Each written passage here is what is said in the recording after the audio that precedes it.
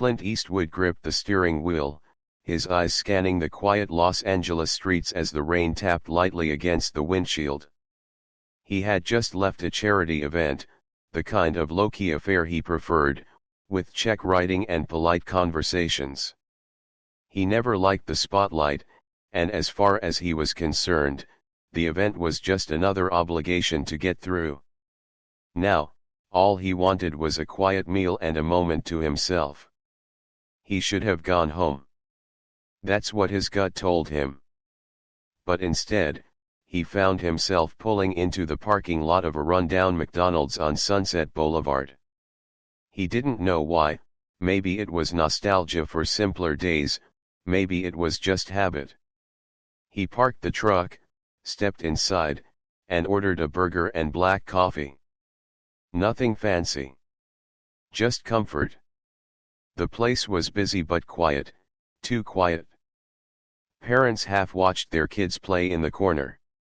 A few teenagers scrolled through their phones.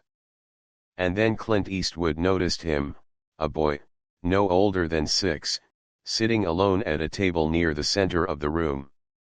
Messy brown hair, oversized gray t-shirt, and a broken toy car clutched tightly in his hands. But it wasn't the boy's appearance that caught Clint's attention, it was his eyes. Wide, alert, darting across the room like he was searching for an exit. He wasn't scared in the way kids usually are. He was scared the way someone running from something dangerous is scared. Next to the boy sat a man. Clean-cut. Tailored suit. Expensive watch. The kind of man who belonged in a boardroom, not a McDonald's. He was sitting too still, too calm. He wasn't paying attention to the boy, not directly. But every time the boy shifted in his seat, the man's eyes followed, sharp and calculating. Clint Eastwood's instincts started screaming. He had spent too many years reading people, knowing who to trust and who to fear. This man? He was dangerous. Then it happened. The boy stood up. Slowly. Hesitant. His grip on the toy car tightened as he took a step forward. Then another. Clint Eastwood didn't move. He just watched. The boy walked straight toward Clint, stopping just inches away. His small hands trembled. He leaned in, his voice barely a whisper. "Help me, he's going to hurt my mom." Clint's blood turned cold. His hand slipped toward his pocket, pulling out his phone. 3 digits, 9-1-1, and the call connected. 911, what's your emergency? Before Clint Eastwood could speak, the man in the suit stood up. Slow. Deliberate. His eyes locked on Clint with an unnerving calmness. He adjusted his jacket, smoothing out an invisible wrinkle. "I'm sorry about this," the man said, voice smooth as glass. "Sam has a habit of wandering off." Clint's jaw tightened. He didn't need to be a detective to know the man was lying. The boy, Sam, shrank back, clutching Clint's leg. The man's hand extended toward him. "Come on, buddy," the man said, voice warm but his eyes cold. "Let's not bother the nice man." Clint's hand tightened around his phone. His voice steady as steel. "I'm at the McDonald's on Sunset," Clint said into the phone. "I've got a situation with a child. Need officers here now." The man's expression darkened. His fingers twitched, a subtle tell of frustration. His eyes never left Clint's. "You don't know what you're getting yourself into," the man said, his smile thin and cold. Clint's hand curled around the coffee cup in front of him, steadying himself. "Yes," he said into the phone. "I need immediate assistance." The tension in the air thickened, the kind that made the hairs on the back of Clint's neck stand up. The man's smile remained fixed, but his eyes sharpened into something dangerous. The front door of the McDonald's swung open. Two men entered, not in suits like the first man, but in jeans and dark jackets. Built like they knew how to use their weight. One moved toward the counter, pretending to check the menu. The other positioned himself near the seating area, watching. They were coordinated. Professional. This wasn't a coincidence. Clint's instincts screamed. He stood, putting himself between Sam and the man. "Sit down," the man in the suit said quietly. Clint's eyes flicked toward the two men. One of them was adjusting his jacket, probably hiding a weapon. Sam's fingers curled around Clint's sleeve. Clint. Clint's hand moved fast. He grabbed the coffee cup and hurled it at the man's face. The man flinched, giving Clint Eastwood just enough time to grab Sam and pull him toward the back exit. "Stop them," the man barked. Clint's hand shot toward the door handle. Locked. "Shit." One of the men lunged toward Clint. Clint spun, using the momentum to drive his elbow into the man's jaw. The man stumbled back, dazed. The second man pulled something from his jacket, a knife. Clint's mind sharpened. He ducked low, sweeping his leg beneath the man's knees, sending him crashing to the floor. The knife skidded across the tiles. The man in the suit remained calm. He adjusted his tie, eyes cold. "Mr. Eastwood," he said. "This isn't your fight." Clint's eyes narrowed. He picked up the knife, flipping it in his hand. "I just made it my fight." The man's eyes darkened. Behind Clint, Sam whimpered. "They're going to hurt my mom." Clint Eastwood reached down, grabbing Sam's arm. "Not if I have anything to say about it." Clint kicked the emergency exit door open. An alarm sounded, piercing the air. He pulled Sam through the doorway and into the narrow alley behind the building. The sedan was there. Engine running. The driver's window rolled down an inch. Eyes watched them. Clint turned toward the alley's edge. A battered Ford pickup sat nearby. "Perfect." He hoisted Sam into the truck bed. "Lie down." "Stay down." Clint climbed into the driver's seat and twisted the ignition. The engine sputtered, then roared to life. Through the rearview mirror, Clint Eastwood saw the sedan lurch forward. Headlights flared. The game was on. The truck peeled out of the alley, tires screeching. The sedan gave chase. Clint pushed the gas pedal to the floor. "You okay, kid?" Sam's small voice from the back. "Yeah." Clint grinned, eyes hard as steel. "Good. Hold on." The sedan gained on them. Clint Eastwood cut through traffic, weaving between cars. Horns blared. Up ahead, a red light. Cross traffic coming fast. Clint gunned it. The truck shot through the intersection as the sedan barreled behind him. The cross traffic swerved. A delivery truck screeched to a stop, just as the sedan smashed into its side. Metal screamed. Glass shattered. Clint glanced at the rearview mirror. The sedan was wrecked, smoke rising from the hood. But he knew, this wasn't over. Not even close. Clint eased the battered truck down a side street, the engine still rumbling under his hands. His knuckles were white against the steering wheel, his mind racing despite the temporary silence. Through the small sliding window in the back of the cab, he could see Sam curled up in the truck bed, clutching the broken toy car against his chest like it was his lifeline. The boy was shaking. Clint Eastwood could see it even from a distance. His small frame seemed even smaller under the flickering glow of the streetlights. Clint Eastwood pulled into the darkened lot behind an old auto repair shop and killed the engine. The night settled in around them, the city's low hum of traffic filling the quiet. He opened the door, stepping out into the cool night air. Gravel crunched under his boots as he walked to the back of the truck. Sam flinched when Clint leaned over the side. "Hey," Clint said softly. His voice low, steady. He crouched down so he was eye level with the boy. Sam's eyes were wide with fear. Are they still coming?" "Not right now," Clint said. "But that doesn't mean we're safe." Sam's grip on the broken toy car tightened. They said they'd hurt her if I ran." Clint's jaw tightened.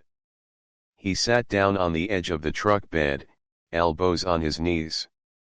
"Sam," Clint Eastwood said carefully. "Tell me exactly what happened." Sam hesitated, his small hands trembling as he held the broken car. "They took my mom," Sam whispered.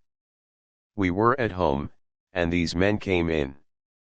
They tied her up and put her in a van." Clint's gaze darkened. "Did they say why?" Sam nodded slowly.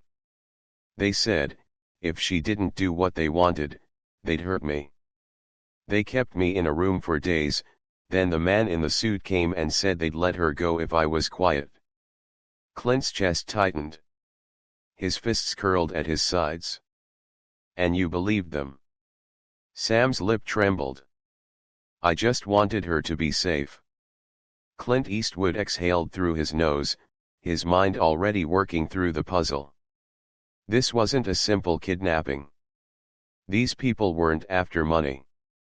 It was leverage, psychological leverage, and that meant there was something bigger at play. "Do you know where they took her?" Clint Eastwood pressed. Sam hesitated. "I heard them talking about a hotel. Crescent. Outside the city." Clint's eyes narrowed. Crescent Hotel. He knew the place, a high-end establishment on the edge of town, popular with shady businessmen and politicians looking for discreet meetings. It wasn't the kind of place where law-abiding citizens went to relax. If they had taken Sam's mother there, this was bigger than a simple ransom job. Clint pushed himself off the truck, rubbing his jaw. His ribs ached from the earlier fight, and his hand was still bleeding from where the knife had cut him. He took a breath, pushing the pain aside. "Get in the cab," Clint said. Sam hesitated. "Where are we going?" Clint opened the truck door. "To get your mother back." Clint guided the truck back onto the main road, the city lights reflecting in the windshield. Sam sat quietly in the passenger seat, his small hands wrapped around the toy car. Clint reached over and switched off the radio. "You said they threatened her if you ran," Clint Eastwood said after a long pause. Sam nodded. Clint's eyes darkened. "Then they know you're gone." A cold realization settled between them. "They'll come after you," Clint said. "And they won't stop." Sam's breathing hitched. Clint reached over, placing a hand on the boy's shoulder. "They'll have to go through me first," Clint said. His voice was steel. Sam's eyes were still wide with fear, but now, there was something else beneath it. "Trust." "Okay," Sam whispered. The Crescent Hotel stood like a monument to excess, a sleek glass tower framed by marble columns and glowing neon lights. Expensive cars lined the valet loop, and well-dressed men and women moved in and out of the building with the detached confidence of people who thought they were untouchable. Clint Eastwood parked the truck 2 blocks away, engine off. He pulled on a black jacket over his worn shirt, tugging at the sleeves to cover his bandaged hand. "You're staying here," Clint said, turning to Sam. Sam's eyes widened. "But I'm not leaving you," Clint said. You'll be safer in the truck. Sam hesitated, then nodded. Clint saw his small hands trembling and reached over, steadying them with his own. Lock the doors, Clint said. If I'm not back in 30 minutes, you call 911. Sam nodded, clutching the toy car. Clint stepped out into the night, the cold air biting against his skin. He walked toward the hotel entrance, blending into the crowd of late-night guests. His eyes scanned the lobby, security at the door, cameras in the corners. Professional. Clean. Controlled. He walked toward the front desk. The clerk barely looked up. I'm looking for a friend, Clint said. Laura. She checked in earlier. The clerk frowned. I'm sorry, sir, but we can't give out guest information. Clint slid a crisp $100 bill across the desk. I'm sure you can make an exception. The clerk hesitated, then discreetly pocketed the bill. He tapped at the keyboard. Room 1433, the clerk said. But I didn't tell you that. Clint's eyes sharpened. No, you didn't. He walked toward the elevators, his hand brushing the knife tucked beneath his jacket. The elevator hummed as it ascended, his reflection sharp against the mirrored walls. The numbers clicked upward. 10th floor. 11th, 12th. The doors slid open on the 14th floor. The hallway stretched out in both directions, soft carpet, dim lighting. Quiet. Clint moved down the hall, his steps silent. He stopped outside room 1433, listening. A faint noise. Movement inside. Clint slid the knife from his jacket. He knocked once. Nothing. He knocked again, harder this time. Footsteps. The door opened just an inch, and Clint Eastwood moved. He kicked the door inward, the chain snapping as the wood splintered. A man stood inside, tall, built, dressed in black. He reached for a gun at his hip, too slow. Clint drove his elbow into the man's throat, sending him crashing into the wall. He grabbed the gun, twisting it free and driving his knee into the man's ribs. The man dropped hard. Laura was tied to a chair in the center of the room, a strip of duct tape across her mouth. Her eyes were wide with terror. Clint rushed toward her, cutting the tape from her wrists. Laura, Clint said. You're okay. She gasped, tears running down her face. Sam. He's safe, Clint said. We're getting out of here. Suddenly, a noise behind them. The man on the floor stirred, blood running from his nose. His hand slid toward his jacket. Clint raised the gun. Don't, Clint said coldly. The man froze. Clint leaned in close. Tell your boss, this ends tonight. The man's eyes narrowed. You have no idea who you're messing with. Clint smiled thinly. I never do. He grabbed Laura's hand and pulled her toward the door. But in the hallway, Clint's smile faded. Because at the far end of the corridor, the man in the suit was standing, hands in his pockets, that same cold smile on his face. Round 2, the man said. Clint's grip tightened on the gun. Bring it, Clint Eastwood said. Clint's grip on the gun tightened as he locked eyes with the man at the end of the hallway. The man's suit was pristine, his expression calm, too calm for a man whose operation had just been blown open. That was the problem with men like him, they never believed they could lose. The man in the suit smiled faintly. You know, he said, his voice carrying effortlessly down the corridor. You've made a lot of trouble for yourself. Clint's eyes narrowed. He kept Laura close behind him, his free hand gripping her wrist. "You'll get over it," Clint said. The man's smile thinned. "I doubt that." Without warning, the man flicked his hand. Clint Eastwood's instincts screamed a split second before the elevator at the end of the hallway dinged open.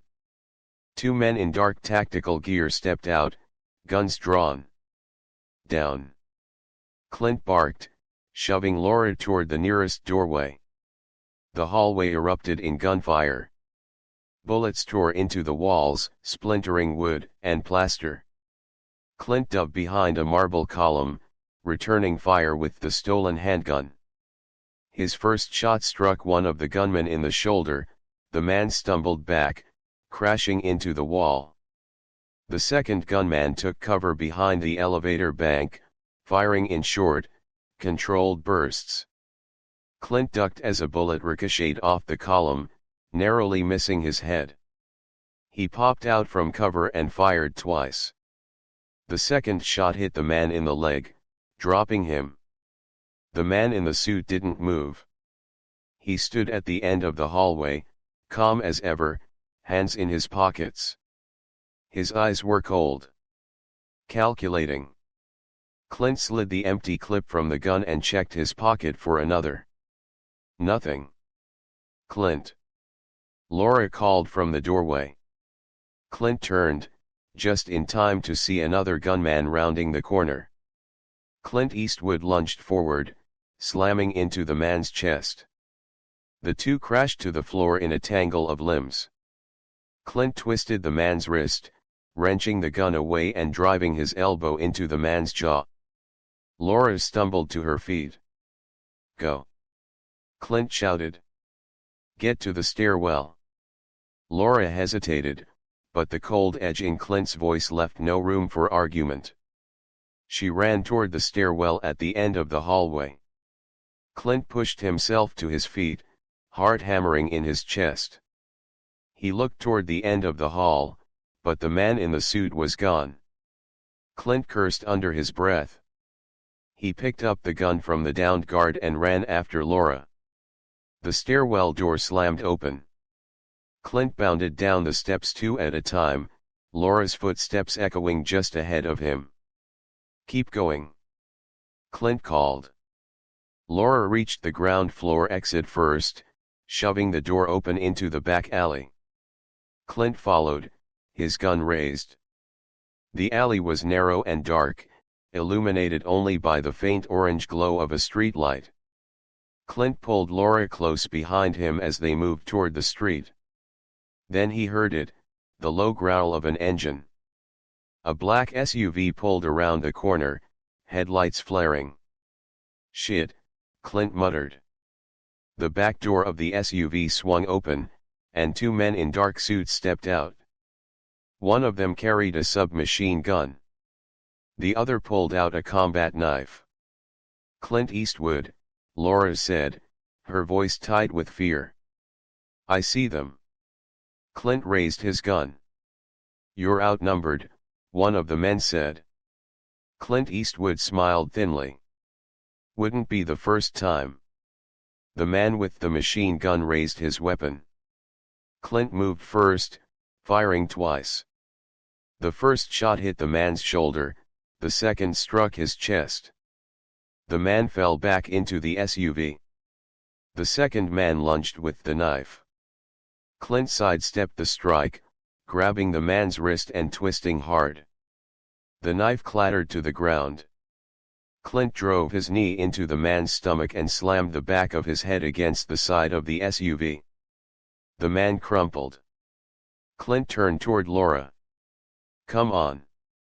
Laura hesitated. "Where are we going?" "To get Sam," Clint said. They reached the truck a few minutes later.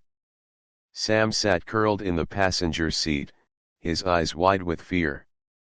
When he saw Laura, his face lit up. "Mom." Laura ran to the truck, pulling Sam into her arms. Tears spilled down her cheeks as she pressed him against her chest. "I'm here," she whispered. "I've got you." Clint stood back, watching them.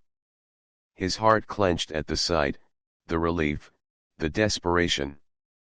A reunion they almost didn't have. But it wasn't over. Not yet. Clint's phone buzzed in his pocket. He pulled it out, a blocked number. He answered. "Well played," the voice said. "Smooth.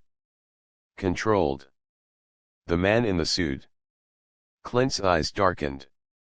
"It's over." The man chuckled. "No, Mr. Eastwood. This was just the opening act." Clint's jaw tightened. "I'm curious," the man continued. "How far are you willing to go for them? Because next time, you won't see me coming." The line went dead. Clint slipped the phone into his pocket. His eyes moved toward Laura and Sam. Laura's hands were still trembling as she held her son. Sam was clutching the broken toy car. Clint's hand brushed the edge of the gun tucked beneath his jacket. It wasn't over. Not by a long shot. Clint Eastwood drove toward the edge of the city, the night pressing in around them. The highway stretched out ahead, dark and empty. The tension in the truck was palpable. Laura sat in the passenger seat, holding Sam's hand. Clint's phone buzzed again. Another blocked number. He let it ring. "What are you thinking?" Laura asked quietly. Clint's eyes stayed on the road. "I'm thinking they aren't done." "They have her phone," Laura said. "They know where we are." Clint nodded grimly. "They let you go too easily," Clint said. "That wasn't a rescue, it was a setup." Laura's grip on Sam tightened. "What do they want?" "Control," Clint Eastwood said. "They want you scared." Suddenly, headlights flared in the rearview mirror. A black SUV pulled onto the highway behind them, closing fast. Clint's eyes narrowed. "They found us." Laura's breath hitched. "What do we do?" Clint pressed the gas pedal. The truck roared forward. "Hold on," Clint said. The SUV sped up. Clint veered onto a side road, tires skidding against the gravel. The SUV followed. Laura glanced back. "They're gaining." Clint's hands were steady on the wheel. Not for long. Up ahead, a construction zone. Concrete barriers and flashing hazard lights. Clint floored the gas pedal. "Clint!" Laura shouted. The truck shot forward. Clint spun the wheel hard, narrowly missing the first barrier. The SUV wasn't so lucky. It clipped the edge of the barrier, spinning out of control and slamming into a cement wall. Clint slowed the truck, breathing hard. The SUV was wrecked, smoke rising from the engine. "We're clear," Clint said. Laura exhaled shakily. "For now." Clint's phone buzzed again. He answered. "You're running out of moves, Mr. Eastwood," the man in the suit said. Clint's eyes darkened. "Keep coming," Clint said coldly. "Let's see how this ends." The man chuckled softly. "Oh, we will." The line went dead. Clint put the phone down and tightened his grip on the wheel. Because deep down, he knew, the real game was just beginning. Clint Eastwood leaned against the hood of the truck, his eyes scanning the dark road ahead. His hand rested on the gun tucked beneath his jacket, his mind sharpening as the adrenaline from the chase slowly faded.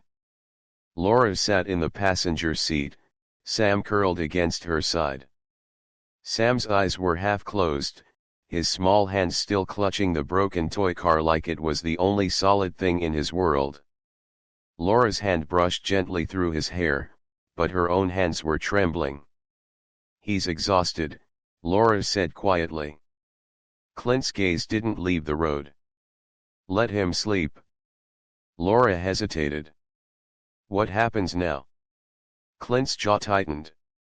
They're not done. Laura's eyes darkened. Who are they? Clint finally turned toward her. You don't know. Laura's breath hitched. Her eyes darted toward Sam, then back to Clint. I was working on a story. A human trafficking ring connected to several powerful figures. Senators. CEOs. Even people in the FBI. Clint's eyes narrowed. You were going to expose them. Laura nodded, her voice tight. I found evidence. Names. Financial records. I was supposed to meet with an informant the night they took me.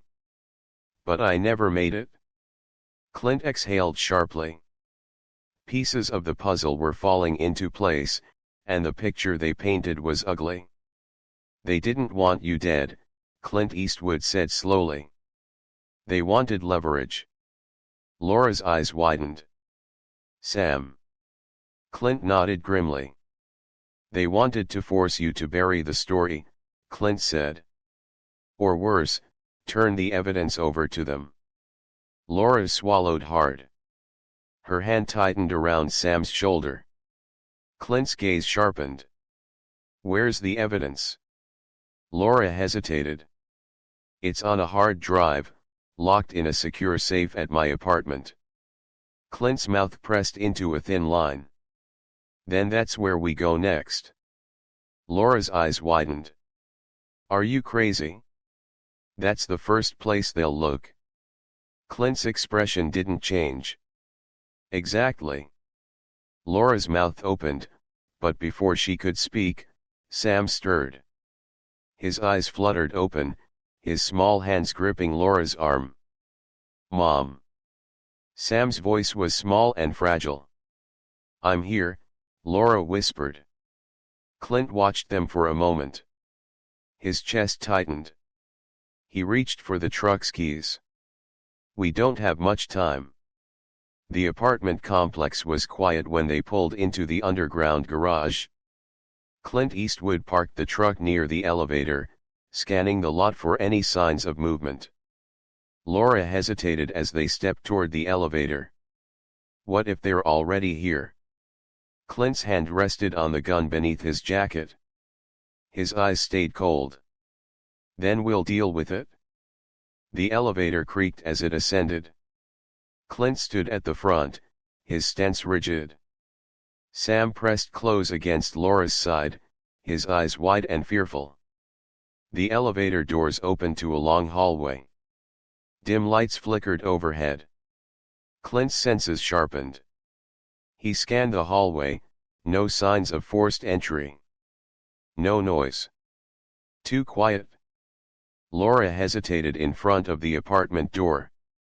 It's in the bedroom, she whispered. Clint nodded. Stay close.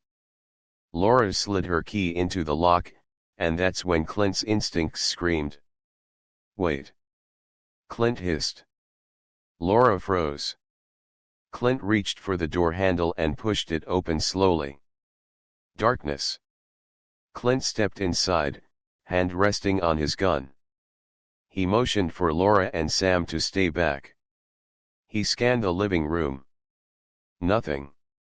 His eyes moved toward the bedroom. The door was slightly ajar.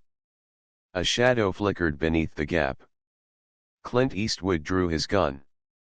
He moved toward the bedroom door, his steps soundless against the hardwood floor. He pushed the door open. The room was empty, except for the closet. The door was open an inch. A dark shape was visible behind the edge of the frame. Clint's gun snapped upward. I know you're there, he said coldly. Silence. Then, movement. A figure lunged from the closet, knife flashing in the dim light. Clint sidestepped, driving his arm into the man's wrist and forcing the knife down. The blade clattered to the floor. Clint twisted the man's arm, slamming him against the wall. The man grunted, then smiled. You don't know what you're getting into, the man hissed. Clint drove his elbow into the man's jaw, knocking him unconscious. Laura appeared in the doorway, eyes wide. "They're already here," Clint said, his breath tight. Laura moved toward the nightstand. She reached beneath it, pulling out a small black box. She punched in a code, and the lock clicked open. Inside was a small hard drive. Laura held it out. "This is it?" Clint's eyes sharpened. He took the hard drive and slipped it into his jacket pocket. Suddenly, footsteps. Multiple sets. Coming down the hallway. Clint's head snapped toward the door. "Stay behind me," he ordered. The door burst open. Two men in suits stepped inside, both armed. Clint moved fast. He fired once, the first man dropped. He spun toward the second man, firing again. The man stumbled back, clutching his chest as he fell.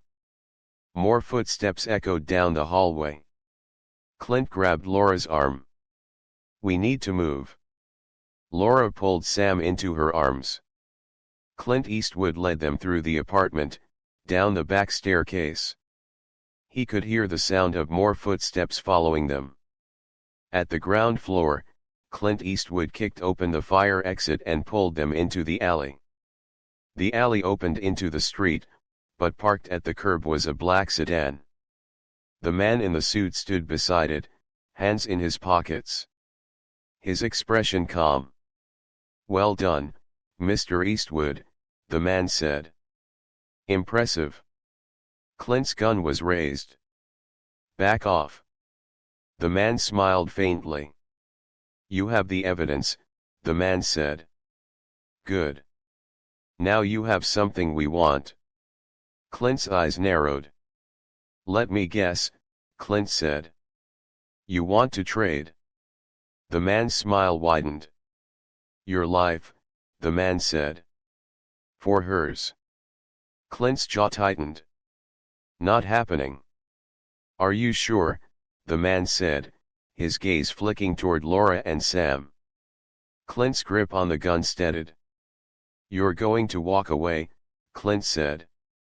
"Or you're not walking away at all." The man's smile faded. "That's disappointing," the man said. "I thought you'd be smarter than this." Clint's finger tightened on the trigger. "Try me," Clint said. The man held his gaze for a long moment, then he stepped back toward the sedan. "This isn't over," the man said quietly. Clint's eyes didn't waver. "Yes," Clint Eastwood said. "It is." The man smiled faintly, then climbed into the sedan. The car pulled away, disappearing into the night. Clint's breath steadied. His grip on the gun relaxed. Laura's hand touched his arm. "What now?" she asked. Clint's jaw tightened. "Now." He glanced down the street, his eyes dark and cold. "We finish this." The motel was quiet, lit only by the dim yellow glow of the flickering street light outside the window. The blinds were drawn, casting long shadows across the small, faded room. Clint sat at the edge of the bed, one hand wrapped around a glass of water, the other resting on his knee. On the nightstand beside him, the hard drive sat beneath the glow of the lamp, the key to everything. Names, dates, financial records, the backbone of a human trafficking operation that reached from the gutter to the highest levels of power. Across the room, Sam sat on the floor, legs crossed, working quietly to put the broken toy car back together. Laura sat behind him on the bed, brushing her fingers gently through his hair. For the first time in days, Sam's breathing was steady. But Clint knew better than to mistake quiet for safety. Laura's gaze drifted toward Clint Eastwood. "What are you going to do with it?" Clint's eyes darkened. "Expose them." Laura hesitated. "They'll come for you." "They already are." Laura's mouth pressed into a thin line. You can't protect all of us forever. Clint's gaze stayed hard. Watch me. Suddenly, a sound. Soft. Faint. Clint's head snapped toward the window. Footsteps. Slow. Deliberate. Clint Eastwood set the glass down and rose to his feet, hands sliding toward the gun at his hip. He stepped toward the window, his back pressed against the wall. He parted the blinds with 2 fingers, just enough to see the dark shape standing beneath the streetlight. The man in the suit. Clint's jaw tightened. He pulled the gun free and slid the safety off. Laura, Clint said quietly. Get Sam into the bathroom. Lock the door. Laura's eyes widened. Clint dash. Now. Laura didn't argue. She scooped Sam into her arms and carried him toward the small bathroom. Sam's eyes widened. What's happening? Just stay quiet, Laura whispered. The door clicked shut behind them. Clint stayed by the window, watching as the man in the suit lifted a hand and adjusted his tie beneath the flickering streetlight. Then he stepped toward the motel door. Tap. Tap. Tap. 3 soft knocks. Clint's grip on the gun tightened. Mr. Eastwood, the man's smooth voice carried through the thin door. Are you really going to make me stand out here all night? Clint didn't answer. You have something that belongs to us, the man continued. I'd like to discuss terms. Clint's eyes stayed sharp. I've got a better idea, Clint Eastwood said. How about you turn around and walk away before this gets ugly? The man's chuckle was low and cold. Oh, Clint Eastwood, the man said. You should know by now, it's already ugly. A soft metallic sound reached Clint's ears. A sliding bolt. A safety being disengaged. Gunfire exploded through the motel door. Clint dove to the side as bullets tore through the thin wood, splintering the wall behind him. He rolled across the floor and came up fast, returning fire through the door. The glass window shattered, raining fragments across the room. Through the broken window, Clint saw 3 men in dark tactical gear moving toward the door, submachine guns raised. Clint fired again, dropping one of them before the others took cover. The man in the suit's voice was calm over the noise. This doesn't have to end badly, Clint. Clint ducked as more bullets ripped through the wall. His back pressed against the dresser. I'm not the one who started it, Clint growled. The man sighed. We don't need to kill you. We just need the drive. Clint's eyes narrowed. His hand brushed against the hard drive in his jacket pocket. You know, Clint said, if you'd just ask nicely. Clint's hand shot to the floor lamp beside him. He wrenched the plug from the wall and hurled the lamp toward the window. The metal frame struck the edge of the broken glass, sparking as it made contact with exposed wiring. A flash of light. Sparks exploded outward. One of the men outside flinched. Clint moved fast, rising to his feet and firing through the window. The second man dropped. The third man fired back, but Clint was already moving. He vaulted over the dresser, rolling toward the far side of the room. The bathroom door opened a crack. Laura's face appeared, wide-eyed. Clint. Stay down. Clint barked. Another burst of gunfire tore through the wall. Clint ducked low, his breath sharp. He reached for the last clip in his jacket and slid it into the gun. Last chance, the man in the suit called. Give me the drive, and you all walk away. Clint's jaw tightened. He stood slowly, gun raised toward the window.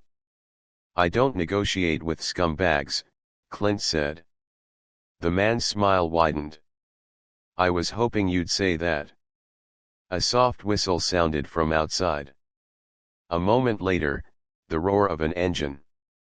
Clint's eyes widened as a black SUV barreled toward the motel window.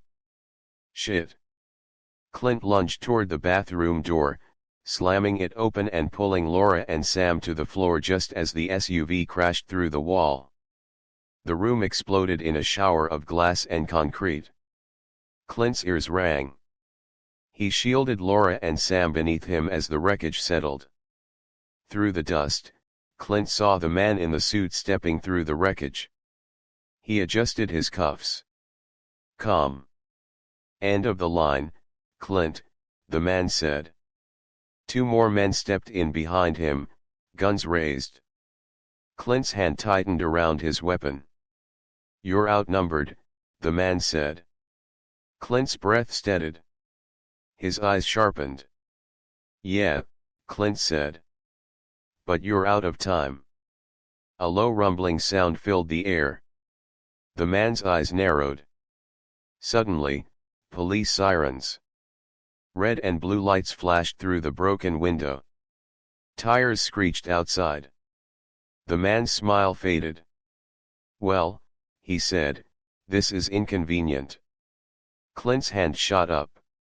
He fired, striking one of the armed men in the leg. The man stumbled back with a scream. The other gunman spun toward Clint, but Clint was already moving. He tackled the man, driving him into the broken wall.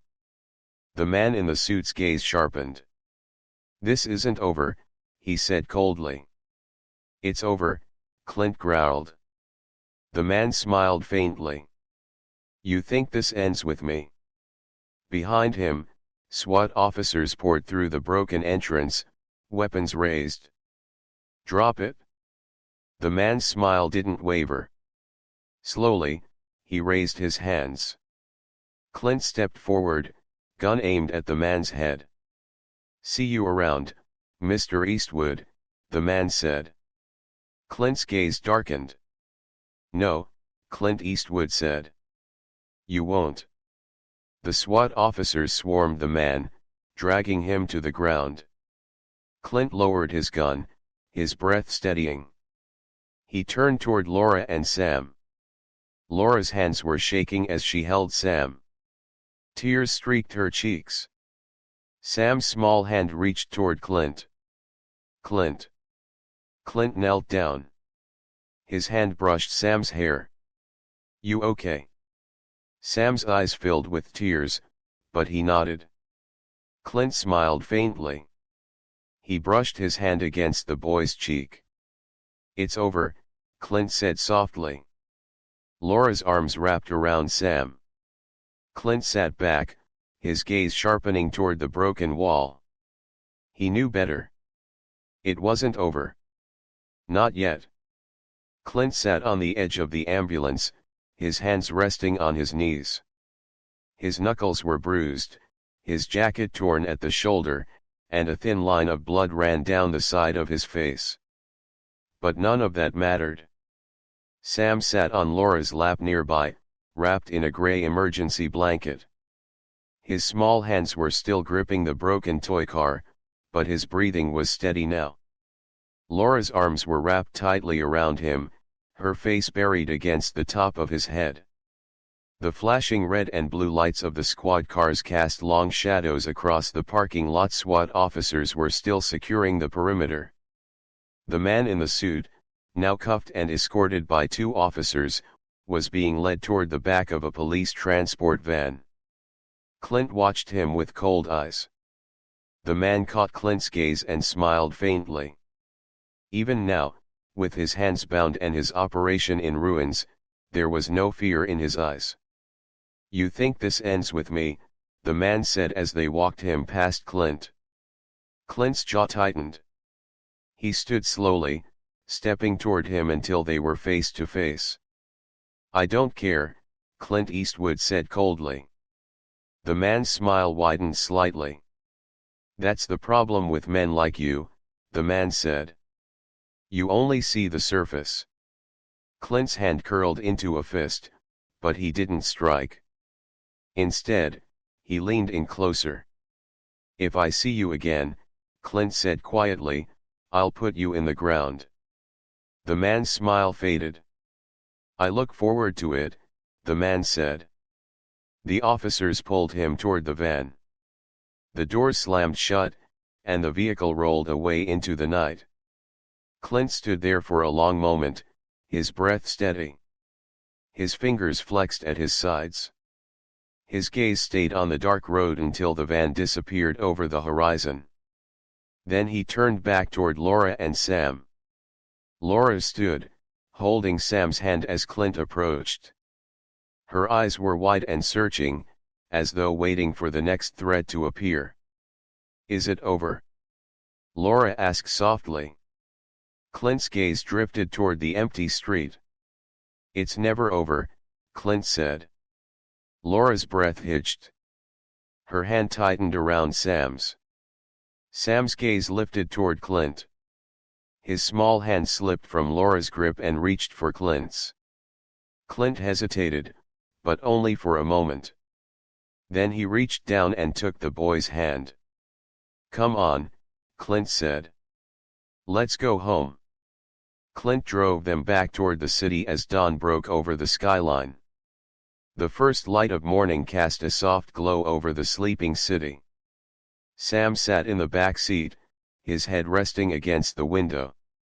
His breathing had slowed, his small chest rising and falling steadily. Laura sat in the passenger seat, watching Clint with quiet intensity. "You saved us," Laura said softly. Clint's hands tightened on the wheel. "Not yet." Laura's brow furrowed. "What do you mean?" Clint's gaze stayed on the road. "The man in the suit," Clint said. "He's not the top. He's just a cog in the machine." Laura's eyes darkened. "You think they'll come back?" "I don't think," Clint said. "I know." Laura swallowed hard. "Then what do we do?" Clint's mouth pressed into a thin line. "We prepare." 2 days later, Clint stood outside a gray concrete government building, a manila envelope tucked under his arm. Inside the envelope were the contents of the hard drive, evidence tying some of the most powerful men in the country to the trafficking ring. Names. Financial records. Surveillance logs. It was enough to ruin lives. Enough to tear apart governments. Clint stepped toward the front door, but before he could enter, a black sedan pulled up to the curb. A woman in a dark suit stepped out. Sharp features. Ice blue eyes. The kind of woman who wasn't used to hearing the word no. "Mr. Eastwood," she said. "You're causing a lot of problems for some very important people." Clint's hand brushed the edge of his jacket. "I'm not interested in talking." "Oh, you don't need to talk," the woman said. "Just listen." She stepped closer.